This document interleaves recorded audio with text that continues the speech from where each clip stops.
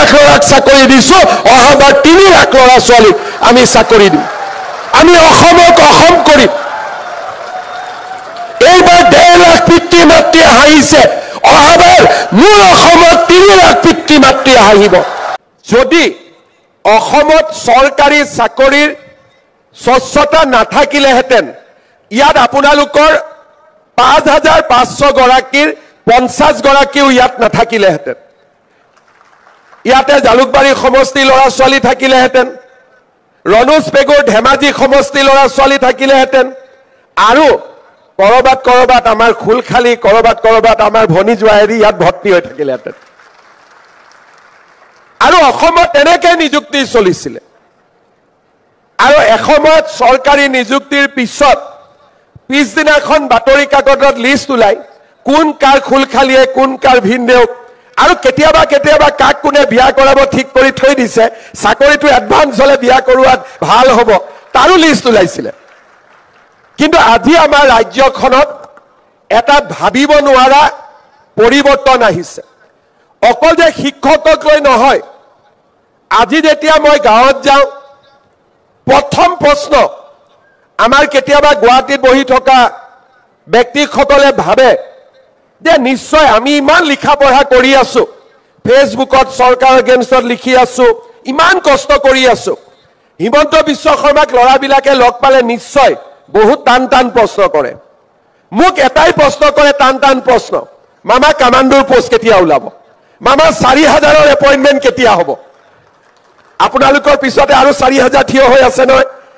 এতিয়া মোক গাঁৱত গ'লে এই 4,000 খালি লগ কৰি থাকে যে আমাৰ নিযুক্তি কেতিয়া হ'ব, কামাণ্ডোৰ নিযুক্তি কেতিয়া হ'ব, আৰু মোক সোধে গাঁৱৰ ষ্টেডিয়ামখন বনাই দিব লাগে।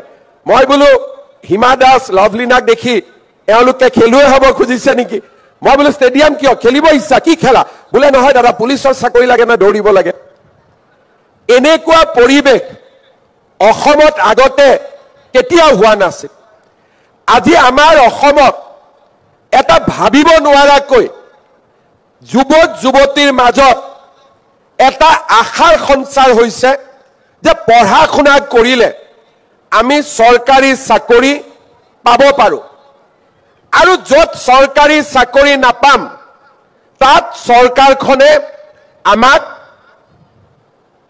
এক প্ৰকাৰ আত্মসংস্থাপন নহলে বিভিন্ন প্ৰকাৰে আমাক নিযুক্তিৰ ব্যৱস্থা কৰিব। আজি কেইদিনমান আগৰ পৰা এই বিষয়ে পেপাৰত লিখালিখিও হৈ আছে।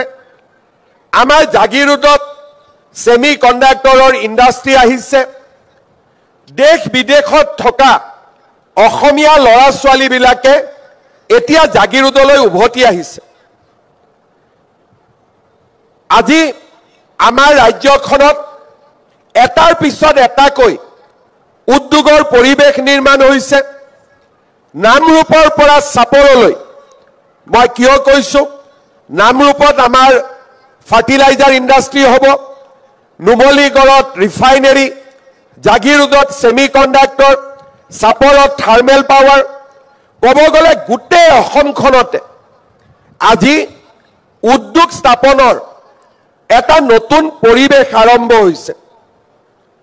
আজি আমাক শিক্ষিত যুৱক যুৱতীৰ প্ৰয়োজন হৈছে, আৰু শিক্ষিত যুৱক যুৱতী নিৰ্মাণ কৰিবৰ বাবে আমাক চৰকাৰী বিদ্যালয়ৰ প্ৰয়োজন আছে, শিক্ষক শিক্ষয়িত্ৰীৰ প্ৰয়োজন আছে, আৰু দৰিদ্ৰ আৰু মধ্যবিত্তজনৰ মাজত আশাৰ সঞ্চাৰ কৰিবলৈ আমি এটা সুস্থিৰ শিক্ষা ব্যৱস্থা নিৰ্মাণ কৰাৰ প্ৰয়োজনীয়তা আছে।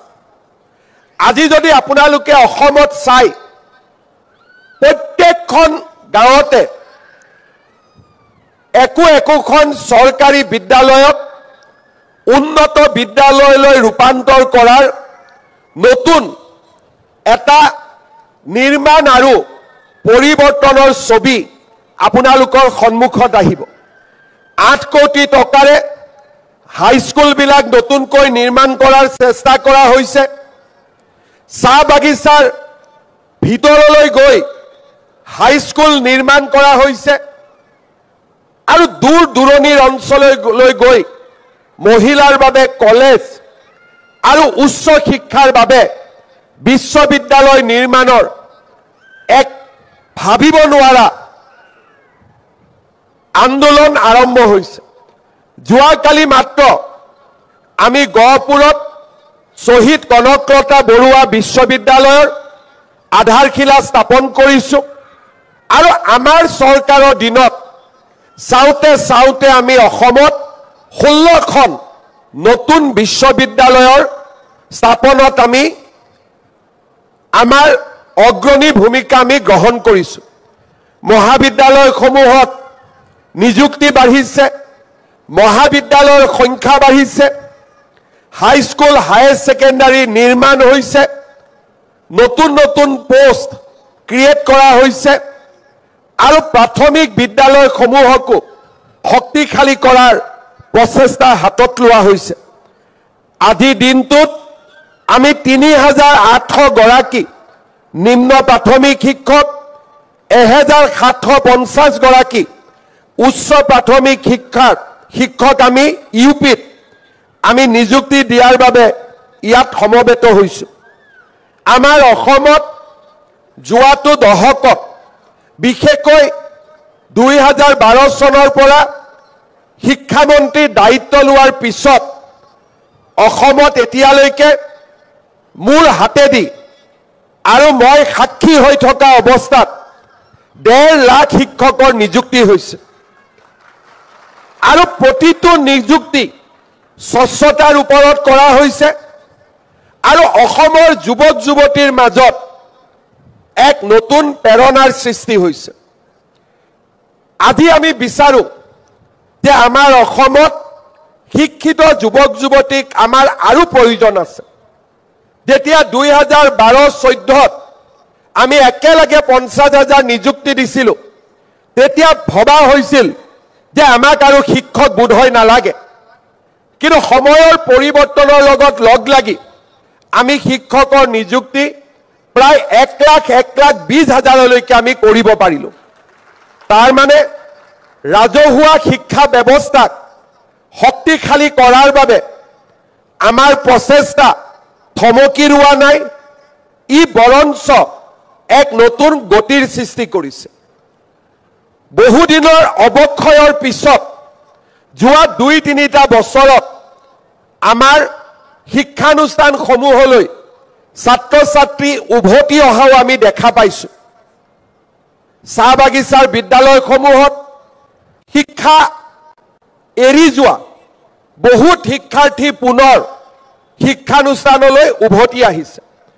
চৰকাৰী চাকৰিত স্বচ্ছতা অহাৰ লগে লগে এছাম পিতৃ মাতৃয়ে নিজৰ ল'ৰা ছোৱালীক পঢ়াত মনোনিৱেশ কৰিবলৈ বাধ্য কৰিছে।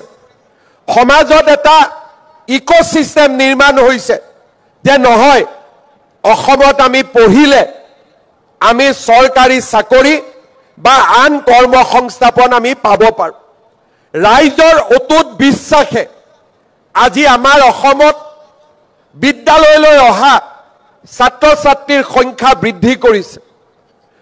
যেতিয়া তৰকাৰী বেপাৰীৰ ব্যৱসায় কৰা এগৰাকী পিতৃৰ সন্তানে এটকাও ঘোষ নিদিয়াকৈ চাকৰি পায়, ঠেলা চালক ৰিক্সা চালকৰ সন্তানে ACS চাকৰি পাবলৈ সক্ষম হয়, চাহৰ দোকান দিয়া সেই ব্যক্তিজনৰ সন্তানে যেতিয়া graduate teacher, post graduate teacher আৰু চৰকাৰত চতুৰ্থ বৰ্গৰ চাকৰি কৰা পিতৃ মাতৃৰ সন্তানে যেতিয়া টেটৰ শিক্ষক হিচাপে টকা পইচা নিদিয়াকৈ নিযুক্তি পায়, সেইখন সমাজ সলনি হ'বলৈ বাধ্য হয়। সেইখন সমাজে সুৰুজৰ সোণোৱালী পোহৰৰ ফালে আগবাঢ়ি যাবলৈ বাধ্য হয়। যোৱা 5টা বছৰৰ অকৃত্ৰিম পৰিশ্ৰম আৰু প্ৰয়াসে আজি এখন নতুন সমাজ নিৰ্মাণ কৰিছে। মই যোৱাকালিও গহপুৰত কৈছোঁ যে অসমীয়া এতিয়া আবেগৰ দ্বাৰা পৰিচালিত হোৱাৰ সময় নহয়। আবেগে আমাক আলফাৰ আন্দোলনলৈ লৈ গৈছিলে, হাতত আমাৰ একো নাপালো 20,000 যুৱক যুৱতী আমাৰ মাজৰ পৰা মাত্ৰ আঁতৰি গৈছিল দীৰ্ঘদিন আমি অসম আন্দোলন কৰিছিলো হতাশাৰ বাহিৰে আমি একোই পোৱা নাছিলো কিন্তু যেতিয়াৰ পৰা আমি শিক্ষাৰ আন্দোলন কিৰাৰ